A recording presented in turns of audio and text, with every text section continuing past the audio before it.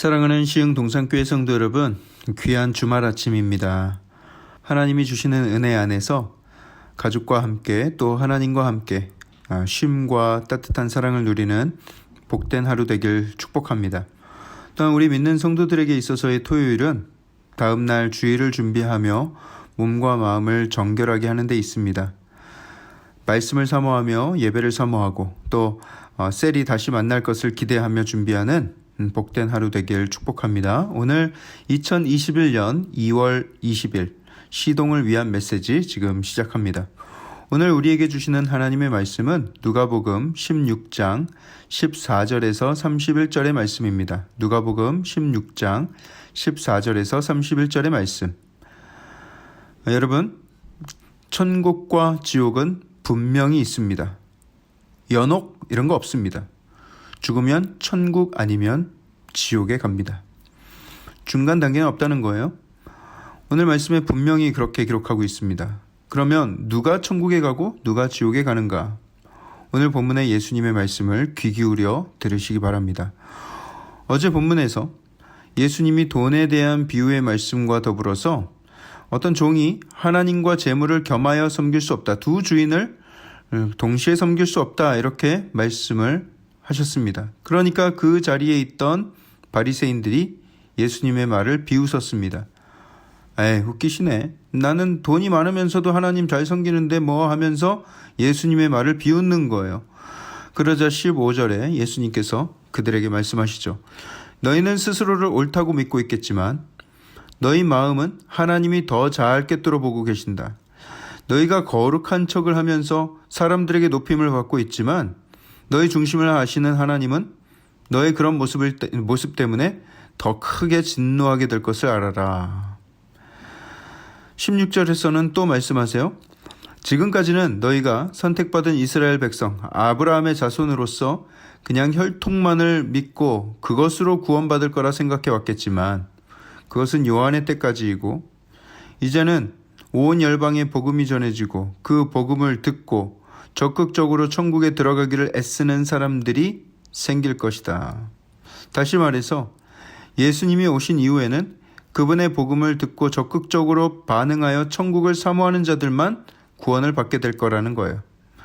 그러면서 바리새인들이 율법을 어떻게 지키고 살아왔는지를 예수님이 아주 시원하게 팩트 폭격을 날리시는데 그들은 모세의 율법대로 아내에게 수치스러운 일을 발견하면 이혼 증서를 써주고 집에서 내보냈습니다. 그것으로 이혼이 성사되는 거예요. 그러면서 다른 여자에게 새로 장가드는 일이 비일비재했던 것이죠. 자신들 나름대로는 모세의 율법에 어긋난 게 없다. 우리는 할 거 다 했다. 이렇게 주장하는지 모르겠지만 하나님이 보시기에 그것은 그들의 성적인 욕망을 그냥 율법이라는 도구를 이용해서 덮으려 하는 아주 가증한 행위에 불과했습니다. 예를 들어서 아내가 마음에 안 들고 새 장가를 가고 싶은 거예요. 그래서 지금 현재 부인에게 트집을 잡는 것이죠. 당신은 요리 솜씨에 발전이 없어. 국도 3일째 맹탕이야. 그러고는 선포합니다. 안 되겠어. 이혼, 이혼, 이혼. 그렇게 3번 외치고서 이혼 증서를 써주면 그것으로 율법에 어긋나지 않게 이혼을 잘 그냥 이루었다고 생각을 하는 거예요. 그리고 자기는 죄가 없다. 자기는 깨끗하다. 이렇게 생각을 하는 것이죠. 그리고 그와 비슷하게 어디에서 쫓겨난 여자와 결혼해서 삽니다.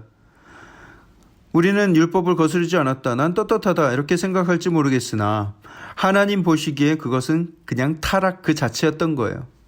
그러면서 예수님이 천국과 지옥에 대한 구체적인 설명을 해주시는데 한 가지 예화를 들어주세요. 한 부자가 있었습니다. 그 당시 자색 옷과 고운 베옷을 입고 있는 부자예요. 그 정도 옷을 입었다는 것은 왕이 입는 수준의 호화로운 옷을 말하는 것입니다. 그 부자가 얼마나 부유했는지를 알 수 있는 대목이죠. 그런데 그와 극단적으로 반대되는 삶을 사는 거지 나사로가 있습니다. 원래 예수님의 비유에는 사실 이름을 밝히는 경우는 거의 없는데 그렇기 때문에 이것이 비유냐 예화냐 이런 학자들 간에 논쟁이 있었습니다. 하지만 비유면 어떻고 예화면 어떻습니까? 다만 이 말씀이 말씀하고자 하는 바를 잘 이해하는 것이 중요합니다. 나사로가 그 부잣집 거대한 대문에 버려졌습니다. 제대로 걷지도 못하는 거지였나 봐요. 그의 몸은 상처가 나고 고름이 흘러나오는 상태였습니다. 부잣집 음식 쓰레기통을 뒤져서 먹으려고 하는데 개들이 거기 와서 그 고름투성이 상처를 마구 핥아대는 거예요. 여러분, 이게 얼마나 더럽고 비참합니까? 아마 예수님은 이 이야기에서 비참한 삶의 끝판왕을 그냥 예로 들으시는 것 같아요. 자, 그런 그가 죽게 되었습니다. 죽자마자 천사들에게 받들려서 아브라함의 품에 들어갑니다. 천국에 갔다는 의미인 거예요. 그리고 부자도 죽었습니다. 그는 제대로 장사를 치러줬어요. 그런데 그의 영혼은 음부에 떨어졌습니다. 지옥에 간 거예요. 여러분, 장례식을 얼마나 화려하게 치르느냐, 그게 천국과 지옥 가는 거 아무 상관없습니다. 예. 이 장사를 얼마나 거대하게 치렀겠어요. 그렇지만 그의 영혼이 음부에 떨어졌습니다. 그 부자가 지옥의 고통 중에서 저 멀리 보니까 자기 문 앞에 늘 앉아 있었던 그 거지 나사로가 아브라함의 품에서 얼마나 행복하게 지내는지, 그걸 보고는 아브라함을 크게 불러서 이렇게 부탁을 합니다. 아브라함이여, 아브라함이여, 저를 긍휼히 여기셔서 그 품에 안고 계신 나사로를 저에게 잠시만 보내주십시오. 그의 손가락에 물을 찍어서 내 혀를 좀 적셔 주십시오. 제가 이 불꽃 가운데서 너무 괴롭습니다. 그때 아브라함이 말하죠. 야, 너는 살아서 네 욕심대로 잘 먹고 잘 살지 않았냐. 이 사람은 거기 있을 때 고난을 받았으니 이제 얘는 위로를 받고 너는 괴로움을 받는 게 뭐 이렇게 크게 이상할 게 뭐가 있냐 라는 거예요. 여러분, 이 아브라함의 말을 오해하시면 안 되는데, 부자로 살면 무조건 다 사후에 괴로움을 당한다는 의미가 아닙니다. 그 호화로운 생활을 살면서도 바깥에서 굶주려 죽어가는 상처투성이의 몸을 가진 그 불쌍한 나사로를 긍휼한 마음을 가지지 않고 그렇게 이기적으로 자기 배만 불린 그 부자, 괴로움이 당연하다라는 거예요. 그 부자는 자기 집 밖에 있는 거지의 존재를 모르지 않았습니다. 심지어 그의 이름까지 알고 있었어요. 하지만 그 큰 부를 가지고도 전혀 그를 돌보지 않았습니다. 아브라함이 말합니다. 너 그때 그만큼 느렸으면 됐지. 여기 와서 뭘 바라냐. 그리고 내가 물 한 방울이 아까워서 그런 것도 아니야. 어차피 너가 있는 그 음부와 이 천국 사이에는 거대한 구렁텅이가 있어서 우린 여길 건너갈 수가 없어. 그쪽에서 이쪽으로도 못 오고 여기서 글로도 못 가. Sorry. 그러자 이 부자가 다시 한번 애원을 합니다. 아이고 조상님, 그러면 내 형제 5이 있는데 나사로를 그 집에 한 번만 보내주십시오. 지금 내가 어떤 고통을 당하고 있는지 나사로를 그곳에 보내셔서 내 형제들만큼은 여기 오지 않게 좀 해주십시오. 여러분, 이 심정이 이해가 되죠? 나는 고통을 당하고 있지만 내 가족은 이걸 안 당했으면 좋겠다라는 마음. 쟤들 저렇게 나랑 똑같이 살고 있는 놈들, 저놈들 저렇게 살다간 분명히 여기 지옥으로 오게 될 텐데 아이고 어쩌나, 아이고 저거 막아야 될 텐데 하는 거예요. 그때 아브라함이 딱 거절하면서 말을 합니다. 너는 뭐 그렇게 될 줄 몰라서 그렇게 살았냐? 모세와 선지자들이 너희에게 한두 번 얘기했냐? 그의 말을 들으면 될 것을 뭘 여기 잘 살고 있는 나사로를 거기까지 가서 고생시키냐? 아이고 아닙니다. 조상님, 죽은 자가 살아나서 그들에게 가는 사람이 있다면 분명히 회개할 겁니다. 아니, 모세도 안 믿고 선지자도 안 믿었는데 거지 나사로가 죽은 자 가운데서 다시 살아나서 찾아간다고 믿겠냐? 자, 예수님의 비유는 여기서 끝이 납니다. 여러분, 천국과 지옥은 반드시 있습니다. 이 땅에 전해진 하늘의 메시지가 있죠.